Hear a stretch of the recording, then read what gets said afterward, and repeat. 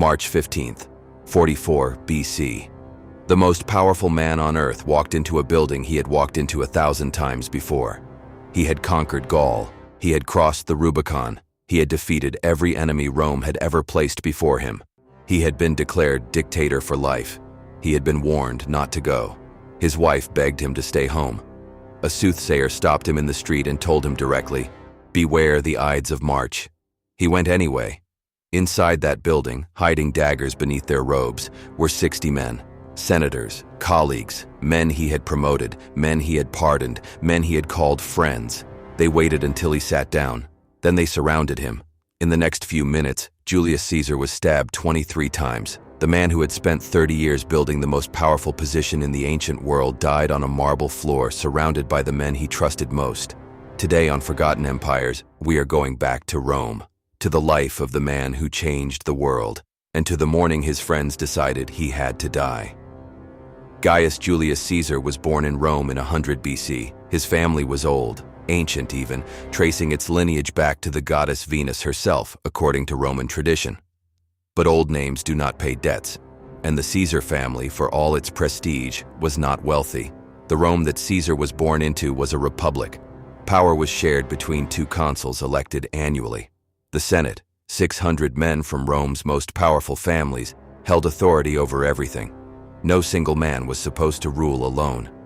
That was the principle Rome had built itself on for 400 years. Caesar grew up watching that system, studying it, looking for every crack. He was brilliant from childhood, not just in war, though war would make his name, but in law, in rhetoric, in politics, in the ability to read a room and know exactly what every person in it wanted.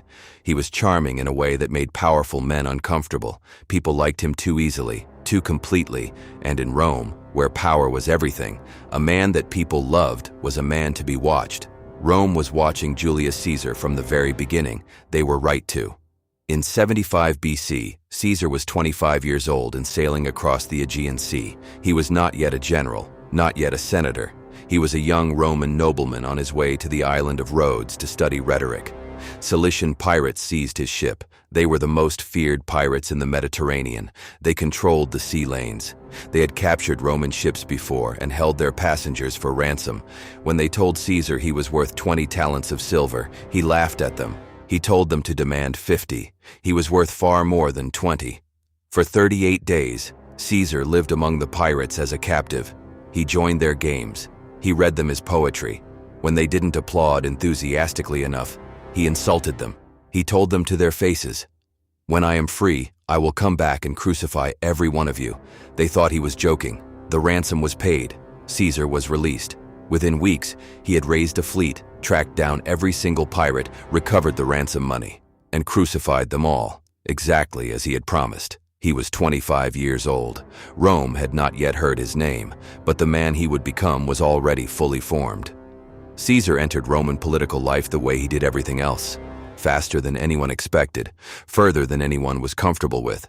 He was elected to offices that normally required decades of careful political maneuvering.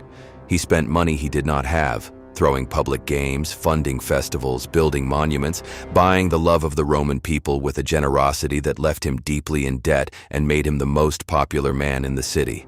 The Roman aristocracy watched him with growing unease. In 60 BC, Caesar formed a private political alliance with two of the most powerful men in Rome: Pompey, Rome's greatest general; Crassus, Rome's wealthiest man. 3 men dividing the power of a republic between them. Rome called it the First Triumvirate. History would call it the beginning of the end of the republic.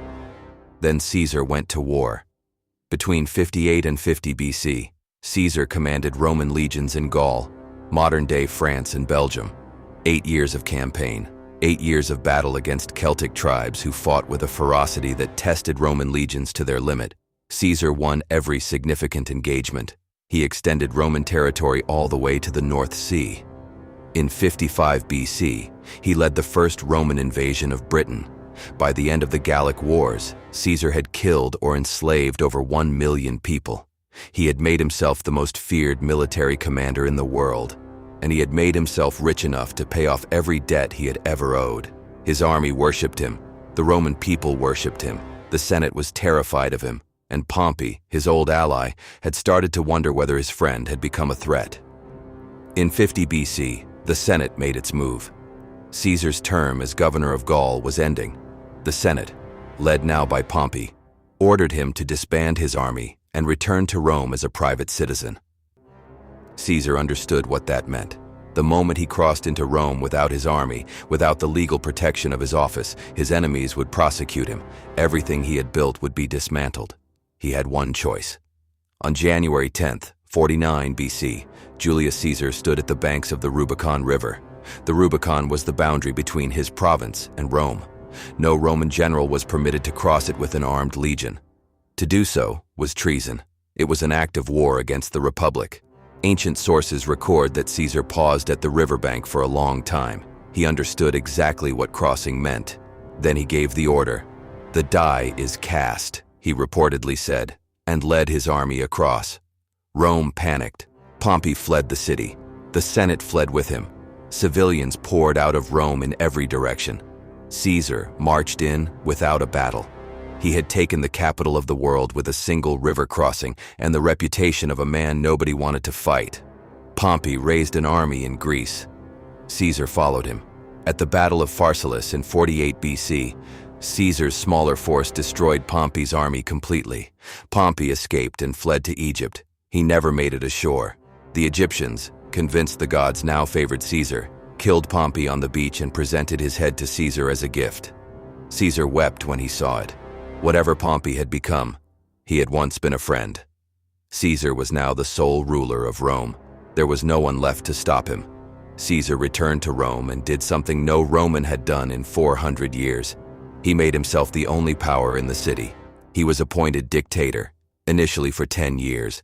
Then in February 44th BC, just 1 month before his death, he was declared Dictator for Life, Dictator Perpetuo. He moved fast. He reformed the calendar. The Julian calendar he created is the basis of the calendar you use today.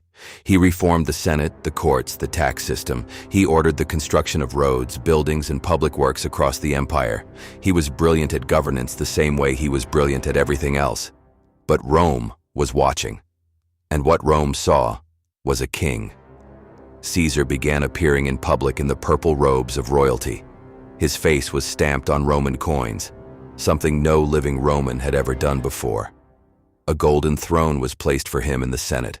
The Senate had spent 400 years making sure no single man could do what Caesar was doing, and Caesar was doing it openly, in front of everyone, as if daring them to stop him. Some of them decided they would. There were 60 of them, senators, generals, men of the highest rank in Rome. They called themselves the Liberators. Their stated purpose was to save the Republic. The two men at the center were Gaius Cassius Longinus and Marcus Junius Brutus. Cassius was the organizer, the strategist, the man who understood that if Caesar lived, the Republic was finished. He had hated Caesar for years. The motive was clear. Brutus was different.